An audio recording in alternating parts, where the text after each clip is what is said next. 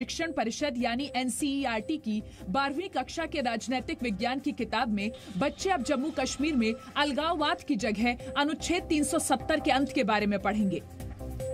NCERT ने जम्मू कश्मीर में अलगाववादी राजनीति से जुड़े पैराग्राफ को हटा दिया है।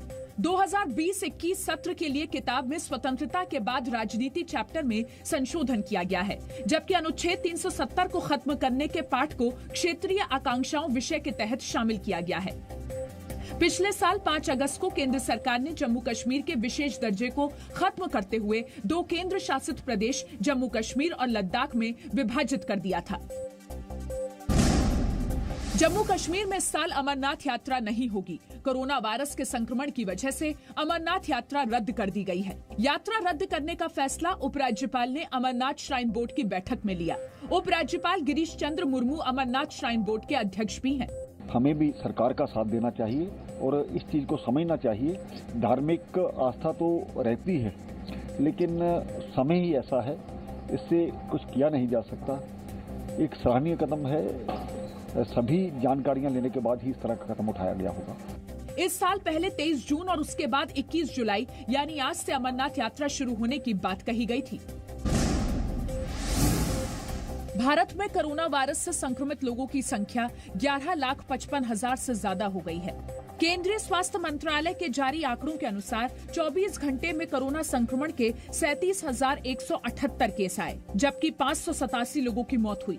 कोरोना संक्रमण के कुल मामले बढ़कर 11,55,191 हो गए हैं। इलाज से 7,24,577 मरीज ठीक हुए हैं। इस वक्त देश में 4,02,529 मरीजों का इलाज जारी है।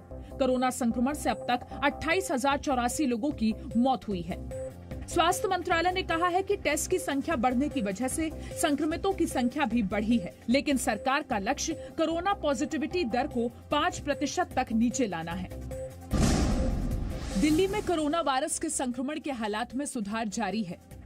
24 घंटे में दिल्ली में 1,300 से ज्यादा नए मामले सामने आए हैं। इस दौरान 1,200 मरीज ठीक भी हुए हैं और 27 लोगों की मौत हुई। दिल्ली में अब तक 1,25,096 लोग संक्रमित हुए हैं।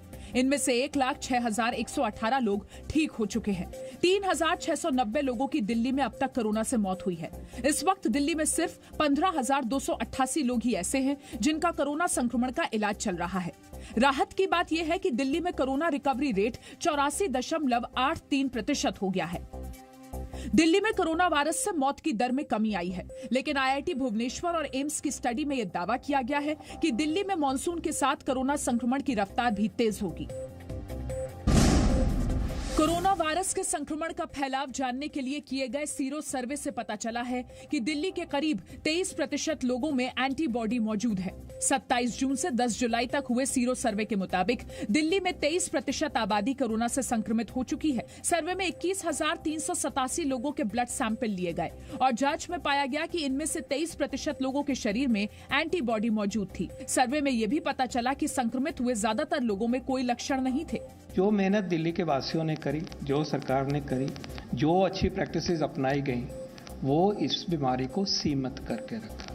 बहुत सारी हमारी पॉपुलेशन जो है वो बची हुई है। सीरो सर्वे की रिपोर्ट के बाद अब कोरोना वायरस से निपटने के लिए नए सिरे से रणनीति बनाई जा सकती है। संक्रमण बढ़ने के बाद सभी लोगों का मास्क पहनना, सोशल डिस्टेंसिंग का पालन करना और अन्य नियमों का पालन करना और भी ज्यादा जरूरी है। केंद्रीय स्वास्थ्य मंत्रालय ने सभी राज्यों को चिट्ठी लिखकर N95 मास्क के इस्तेमाल के खिलाफ चेतावनी दी है। इस चिट्ठी में राज्यों को N95 मास्क के गलत इस्तेमाल को रोकने का निर्देश दिया गया है। राज्यों को कहा गया है कि N95 मास्क में फिल्टर होने की वजह से इससे फायदे की जगह नुकसान ज्यादा है, क्योंकि फिल्टर के जरिए संक्रमित व्यक्ति से संक्रमण दूसरों में फैल सकता है। चिट्ठी में लोगों को घरेलू और सूती कपड़े से बने मास्क को पहनने की सलाह दी गई है। वैल्व वाला मास्क पहनते हैं तो आप स्वयं तो सुरक्षित हैं, लेकिन जो आप एक्सहेल कर रहे हैं, if you are a asymptomatic person, then the propensity of that infecting others is there. This is a evolving situation